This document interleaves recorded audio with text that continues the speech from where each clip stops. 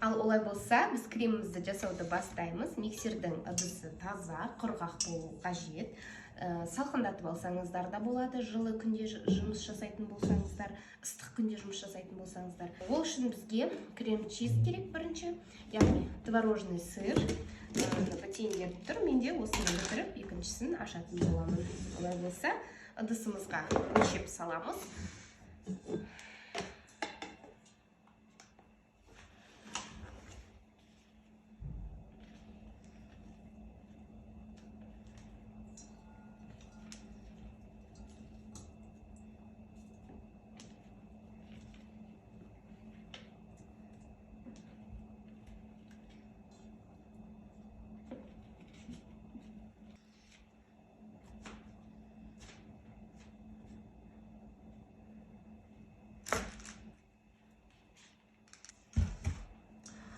Мінекей крем-чизімізді салдық. Енді осыған бізде сахарная пудра, кремге міндетті түрде сахарная пудра пайдаланғандарыңыз абзал.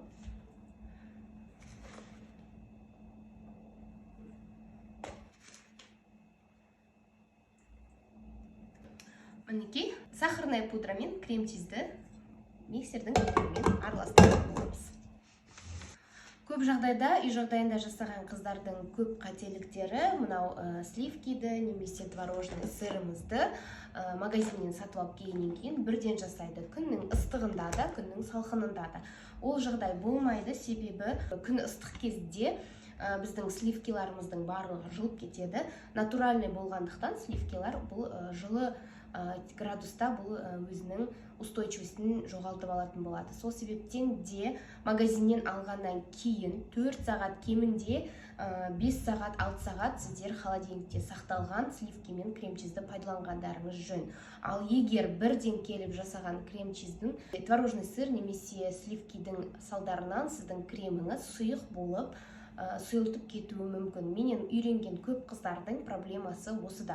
Яғни күн ыстық, бөлме ыстық жерде сізге пришлось торт жасауға, тогда сіз мына ыдысыңыздың өзін морозильникте суытып алсаңыз да артық етпейді, себебі салқын жерде крем өзінің формасын жақсы ұстайтын болады. Ал егер жылып кеткен крем-чиз немесе сливкидің салдарынан сіздің креміңіз ағып, құйылып, тортыңызға дұрыс жағылмайтын болады. Олай болса, кремімізді дайындауға кеттік. Тағы да бір айта кететін нәрсе, міндетті түрде творожный сыр мен сахарный пудрамызды бірінші араластырып алғанымыз дұрыс болады. Өте жақсылап, прям астының бәрін қопарып, араласпай қалған жері болмау керек. Однородная масса болғанша барлығын жақсылап араластырып, содан кейін ғана сливки қойсаңыз, сіздің креміңіздің текстурасы өте нәзік және тегіс болады. Ал егер дұрыс араласпаған болса, арасында іртік-іртік комочектар болады.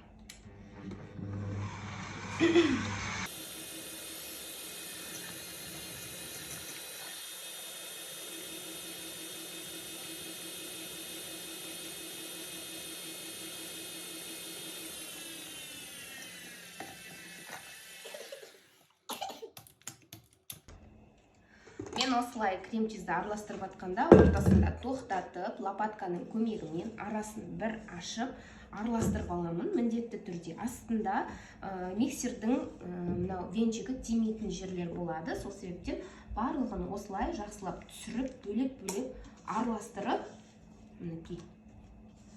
содан кейін қайтадан миксерімді қосатын боламын. Қарағандарыңыз дұрыс, себебі іртік болмау керек. Кремнің текстурасы өте нәзік, әрі тегіс болғаны абзал.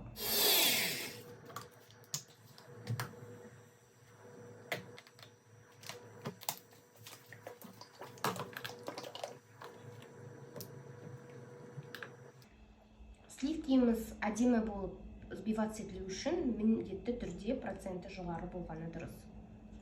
30-35% арасында болғаны абзал.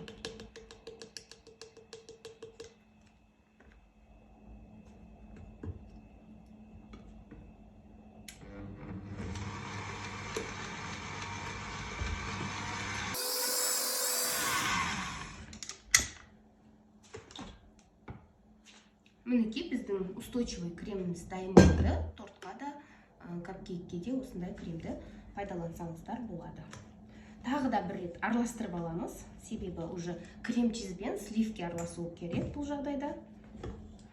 Мінекей барлығы толыққанды араласқан. Араластырып лопатканың көмегімен арасындағы ауаларын шығарсақ та болады. Содан кейін тағы да бір рет араластырып миксердің көмегімен содан кейін жұмысқа көшетін боламыз.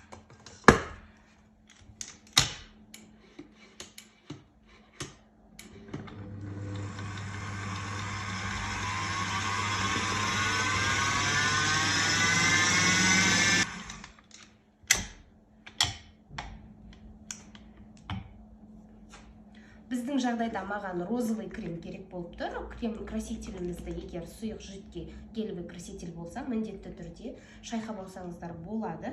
Мендегі топ декордың розовый цветі, бірақ маған бұл краска онша қатты ұнамайды. Аз ғана қосам, тек қана бізге бледно-розовый нежный оттенок керек.